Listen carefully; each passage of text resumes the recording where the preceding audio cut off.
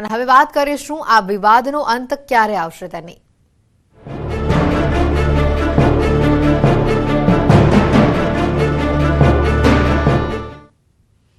રૂપાલા વિવાદ શાંત થવાનું નામ લેતો નથી અને હવે આ વિરોધ વધુ ઉગ્ર બન્યો છે। ક્ષત્રિય સમાજનું આજે સંમેલન મળવાનું છે। રૂપાલાની ટિકિટ રદ કરવાની માંગ સાથે સંમેલન મળશે। વિવાદ શરૂ થયો ત્યારથી અત્યાર સુધીનું ક્ષત્રિય સમાજનું આ પહેલું સંમેલન યોજાશે। રાજકોટ અમદાવાદ બાદ હવે ધંધુકામાં પણ વિરોધના સૂર સામે આવી રહ્યા છે। ધંધુકામાં આજે સાંજે 5:30 વાગે ચુડાસમા રાજપૂત સમાજનું સંમેલન મળવાનું છે। શહેરના ઘરડાઘરની બાજુમાં ચામુંડા મંદિરની સામે સ્વસ્તિક સોસાયટીમાં સંમેલન મળશે। તો આજે આ વિરોધમાં રાષ્ટ્રીય જનલોક પાર્ટીના અધ્યક્ષ શેરસિંહ રાણા જોડાશે। શેરસિંહ રાણા આજે અમદાવાદ આવશે અને ક્ષત્રિય સમાજના વિરોધમાં જોડાશે। વધુ વિગત મેળવીશું સંવાદદાતા મૌલિક અમારી સાથે સીધા અહીંયા જોડાઈ ચૂક્યા છે। મૌલિક, જે રીતની આખી આ ઘટના સામે આવી હતી, આ વિવાદ શાંત થવાનું નામ લેતો નથી। રોજ નવા વળાંક આવી રહ્યા છે, નવા સંમેલનો લઈને જે માહિતીઓ સામે આવી રહી છે, અને આજે શેરસિંહ રાણા અમદાવાદ આવી રહ્યા છે અને વધુ એક સંમેલનમાં તેઓ ભાગ લેવાના છે। વધુ માહિતી શું?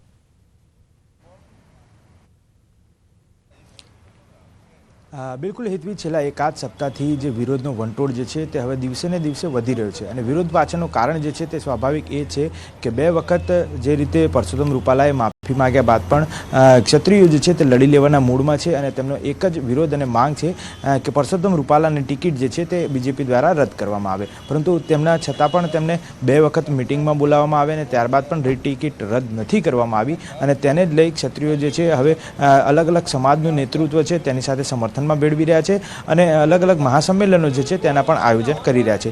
જેમાંથી આજે પહેલું મોટું સંમેલન કહી શકાય, એક જાહેર સભા જે છે તે ધંધુકા ખાતે મળવાની છે। બપોરે 5 વાગ્યાની આસપાસ આ મહાસંમેલન જે છે તેમાં તમામ લોકો જે છે આખા ગુજરાતમાંથી આવશે અને ગુજરાતમાંથી આવી અને આ મહાસંમેલનમાં ભાગ લેશે। મહત્વનું છે કે જે રીતે શરૂઆત અમદાવાદથી વાત થઈ, તો અમદાવાદમાં પણ જે રીતે અગાઉ સંમેલન મળ્યું હતું તે આ એ જ જગ્યા છે જ્યાં આગળ સંમેલન મળ્યું હતું, પરંતુ નાના પાયે હતું। પરંતુ આજની વાત કરીએ તો આજે અમદાવાદના તમામ ક્ષત્રિયો જે છે જે આ સમર્થનમાં તેમના ભાગ લેવા માટે આવી રહ્યા છે તે બપોરે 12 વાગ્યાની આસપાસ રાજપૂત સમાજની જે વાડી છે ગોતા ખાતે આવેલી, ત્યાં આગળ 12 વાગ્યાની આસપાસ એકત્ર થશે। લગભગ 200 થી 250 વ્યક્તિઓ એક સાથે અહીંયા એકત્ર થશે અને એકત્ર થઈ અને સીધા ધંધુકા બાય કાર જે છે તે રવાના થશે। માનવામાં આવ્યું છે કે 5-1 વાગ્યાની આસપાસ તેઓ ત્યાં આગળ પહોંચી અને તેમાં ભાગ પણ લઈ શકે છે અને તેના માટે જ આ આયોજન કરવામાં આવ્યું છે।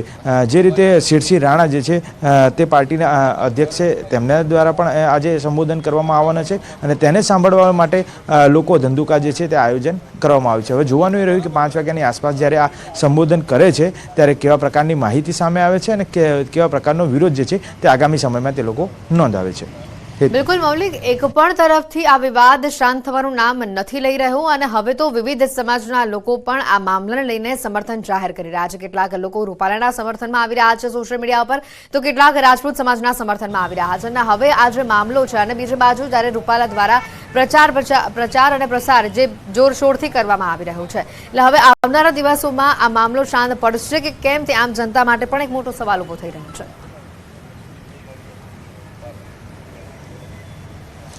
સ્વાભાવિક છે ઋત્વી, જ્યાં સુધી આ વિવાદ જે છે તે શાંત ત્યાં સુધી નહીં થાય, કારણ કે જે ક્ષત્રિય સમાજની એક જ અને અડગ માંગ છે અને તે માંગ છે કે પરસોત્તમ રૂપાલાની ટિકિટ રદ કરવામાં આવે। 2 વખત અગાઉની વાત કરું તો દિલ્હી પણ પરસોત્તમ રૂપાલાને બોલાવવામાં આવ્યા હતા, તે પણ ત્યાં ઉપરી અધિકારી જે તેમના કહી શકાય તે બધાને મિટિંગમાં સામેલ થયા હતા અને ત્યારબાદ જે રીતે રત્નાકરની બીજેપી ખાતે કમલમમાં બેઠક મળી હતી તેમાં પણ તેઓ હાજર રહ્યા હતા। તેમાં ગૃહ રાજ્યમંત્રી હર્ષ સંઘવી, રત્નાકર અને પરસોત્તમ રૂપાલા આ બેઠક પણ મળી હતી અને ત્યારબાદથી પ્રચાર પ્રસારની જોરશોરથી શરૂઆત પણ કરી હતી। ક્યાંક ને ક્યાંક ટિફિન બેઠક હોય કે પછી રૂબરૂ મુલાકાત, આ તમામ કાર્યક્રમો જે છે તે પરસોત્તમ રૂપાલ દ્વારા કાર્યક્રમ કરવામાં આવી રહ્યા છે। એટલે કહી શકાય કે ચૂંટણી પ્રચાર જે છે તે બીજેપી તરફથી જોરશોર કરવામાં આવ્યો છે। એક ખાતરી જે છે તે ખાતરી પણ આપી દેવામાં આવી હતી કે પરસોત્તમ રૂપાલા જે છે તે રાજકોટના લોકસભાના ઉમેદવાર છે બીજેપીના અને તે બદલાવાની કોઈ પણ પ્રકારની શક્યતા નથી અને ત્યારબાદથી આ વિવાદ જે છે તે વધુને વધુ વકર્યો છે અને રાજપૂત સમાજ દ્વારા, ક્ષત્રિય સમાજ દ્વારા અન્ય જે સમર્થનો જે છે સમાજના તે લેવામાં આવી રહ્યા છે અને અલગ અલગ કાર્યક્રમો જે છે તે આપવામાં આવી રહ્યા છે અને કાર્યક્રમ આપવા પાછળનું કારણ માત્ર એક જ માનવામાં આવે છે કે માત્ર ને માત્ર પરસોત્તમ રૂપાલાની ટિકિટ છે તે રદ કરી અને બીજા કોઈ અન્ય ઉમેદવારને રાખવામાં આવે. પરંતુ બીજેપી પણ ક્યાંક લડી લેવાના મૂડમાં હોય અને તેમને પણ નુકસાન જે છે તે વેઠવાની તૈયારીમાં હોય તે પ્રકારના દ્રશ્યો જે છે તે અત્યારે હાલ દેખાઈ રહ્યા છે. પરંતુ આગામી સમયમાં કેવા પ્રકારના કાર્યક્રમો આપ્યા છે, ગઈકાલે પણ જે રીતે અટકાયત કરવામાં આવી હતી, તેમને ભાષણબાજી કરવામાં આવી હતી ક્ષત્રિય સમાજ દ્વારા, તેના વિરોધમાં જે છે લોકો હવે ક્યાંક ને ક્યાંક વધુ આક્રોશ ભર્યા વલણ અપનાવે અથવા તો કાર્યક્રમો જલદ આપે તે પ્રકારના અત્યારે હાલ સૂર દેખાઈ રહ્યા છે. બિલકુલ મૌલિક, આભાર માહિતી બદલ. વિવાદો વચ્ચે રાજકોટમાં ભાજપ ઉમેદવાર પરસોત્તમ રૂપાલા પ્રચારમાં વ્યસ્ત જોવા મળી રહ્યા છે. ગઈકાલે માધાપર ચોકડી ઉપર રૂપાલાના સમર્થનમાં ભાજપની બાઇક રેલી યોજાઈ હતી, જેમાં રૂપાલાએ બાઇક ચલાવ્યું તો પાછળ પૂર્વ મુખ્યમંત્રી વિજય રૂપાણીએ સવારી કરી. આ રેલીમાં ભાજપ કાર્યકરો મોટી સંખ્યામાં જોડાયા. વિવાદો વચ્ચે ગઈકાલે વિજય રૂપાણીએ પણ નિવેદન આપીને રૂપાલાના સમર્થનમાં તેઓ આવ્યા હતા. અલગ અલગ બંને દ્રશ્યો પણ આપણે બતાવી રહ્યા છે. એક બાજુ જે ક્ષત્રિય સમાજનો વિરોધ જોવા મળી રહ્યો છે, મોટી સંખ્યામાં રાજપૂતો એકઠા થયા, ક્ષત્રિય સમાજના લોકો એકઠા થયા અને તેઓ આમાં રૂપાલાનો વિરોધ કરી રહ્યા છે. અને બીજી બાજુ રૂપાલાનો ચૂંટણી પ્રચાર જોરશોરથી સામે આવી રહ્યો છે. તો ગોધરામાં ક્ષત્રિય રાજપૂત સમાજ અસ્મિતા એકતા મંચની બેઠકને લઈને સમાચાર આવી રહ્યા છે. પંચમહાલ, મહીસાગર અને દાહોદ જિલ્લા ક્ષત્રિય અને ક્ષત્રાણીઓની ઉપસ્થિતિમાં બેઠક મળી. રૂપાલાની ટિકિટ રદ કરવાની માંગને લઈને ચર્ચા કરવામાં આવી. તો વાહન રેલી કાઢીને કલેક્ટર કચેરીએ અધિક કલેક્ટરને આવેદનપત્ર આપવામાં આવ્યું. રજૂઆત કરતા હોય ફક્ત રૂપાલાએ કરેલી ટિપ્પણીને લઈને તેની ટિકિટ રદ કરવાની માંગનો સામૂહિક સૂર વ્યક્ત કર્યો.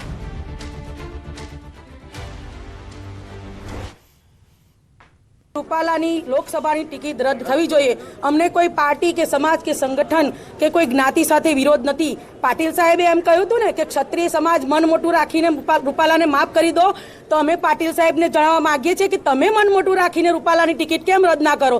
રૂપાલામાં એવું તે શું છે? તમારું મોવડી મંડળ એને કેમ એટલું બધું મહત્વ આપે છે? અમારા સમાજની જે અસ્મિતા અને અમારી બહેન દીકરીઓ વિશેની જે ટીકા ટિપ્પણ થઈ છે, એટલે અમારા સમાજને ખૂબ દુઃખ અને દુઃખ પહોંચી છે. એટલા માટે અમે ખાસ આજે ભાઈઓ અને બહેનો ત્રણેય જિલ્લામાંથી ઉપસ્થિત થયા છે. પંચમહાલ જિલ્લા, મહીસાગર જિલ્લા અને દાહોદ જિલ્લામાંથી ઉપસ્થિત થયા છે. તો આ તરફ પોરબંદર લોકસભાના ઉમેદવાર ડોક્ટર મનસુખ માંડવિયા ગરબે ઝૂમ્યા. ગોંડલના ધુળસિયા ગામે ચૂંટણી પ્રચાર દરમિયાન તેઓ ગરબે ઝૂમ્યા. લોકોની લાગણીને ધ્યાનમાં રાખીને માંડવિયા પણ ગરબા રમતા નજરે પડ્યા. ચૂંટણી પ્રચાર દરમિયાન ગામજનો સાથે ગરબા રમતા તેઓ નજરે પડ્યા.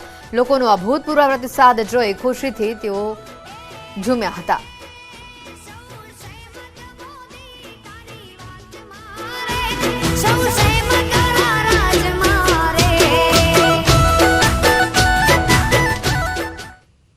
લોકસભા ચૂંટણીની જંગ માટે ઉમેદવારો હવે પૂરજોશથી પ્રચાર કરી રહ્યા છે. અને ત્યારે વાંસદા લોકસભા વિસ્તારના ભાજપના ઉમેદવાર ધવલ પટેલે પ્રચારના શ્રી ગણેશ કર્યા છે. 1000 કાર્યકરોને સાથે રાખીને બાઇક રેલી યોજી જનસંપર્ક અભિયાનની શરૂઆત કરી છે.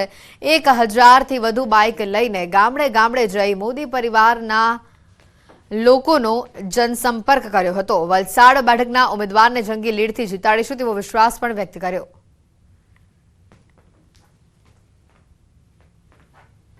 લોકસભાની ચૂંટણીની તારીખો સામે આવી ગઈ છે અને ઇલેક્શન હવે ગણતરીના દિવસો બાકી રહ્યા છે. ત્યારે ભાજપ અને કોંગ્રેસના ઉમેદવારો દ્વારા ચૂંટણી પ્રચારના શ્રી ગણેશ કરી દીધા છે અને પોતાના મત વિસ્તારોમાં ચૂંટણી પ્રચાર કરવા માટે ઉમેદવારો નીકળી ચૂક્યા છે. આજે છે વલસાડ લોકસભાના ભાજપના ઉમેદવાર ધવલ પટેલ અને સાથે જ ગુજરાત સરકારના કેબિનેટ મિનિસ્ટર કનુભાઈ છે એ વાંસદામાં જે કે કોંગ્રેસનો ગઢ માનવામાં આવે છે ત્યાં જે ભાજપની સૌથી મોટી રેલી બાઇક રેલી નીકળી રહી છે અને જે ઉમેદવાર છે લોકો મતદારો સુધી પહોંચવાના પ્રયત્ન કરશે અને આજે 8 થી 10 જેટલા ગામોમાં આજે ઉમેદવાર છે એ ઉમેદવાર પોતાનો ચૂંટણી પ્રચારના શ્રી ગણેશ કરશે.